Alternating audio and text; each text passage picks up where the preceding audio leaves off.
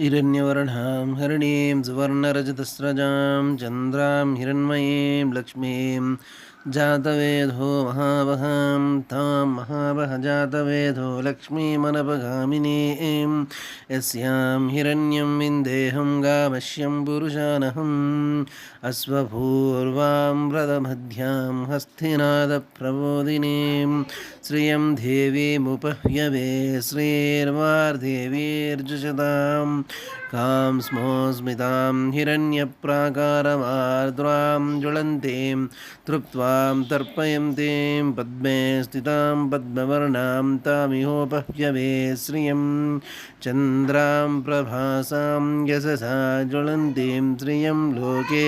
देवदुष्टामुधारां तां पद्मिनीं चरणमहं प्रपद्मे लक्ष्मीर्मे अश्वत्थां त्वां वृणे आदित्यवर्णे तपसोऽधिजातो वनस्पतिस्तव वृक्षोदबिल्वः तस्य फलानि तपसानुदन्तु माश्च भाव्या अलक्ष्मीम्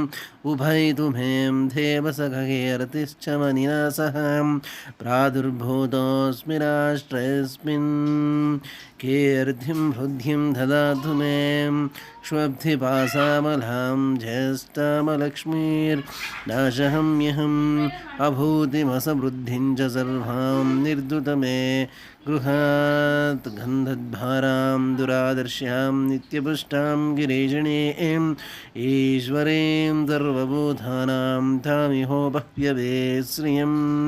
मनसखाममाक्रोधिं वाचः सत्यमश्रीमहीं पशूनां रूपमन्यस्य मनिना श्रयतां यशः कर्तमेन प्रजाभूता महि सम्भवकर्तमये श्रियं वासय मे कुले मातरं पद्ममालिनीम् आपसृजन्तस्निग्धानि चिक्लेत्तव समे गृहे निजदेवीं मातरं श्रियं वासय मे कुले आर्द्रां पुष्करिणीं पुष्टिं पिङ्गलां पद्ममालिनीं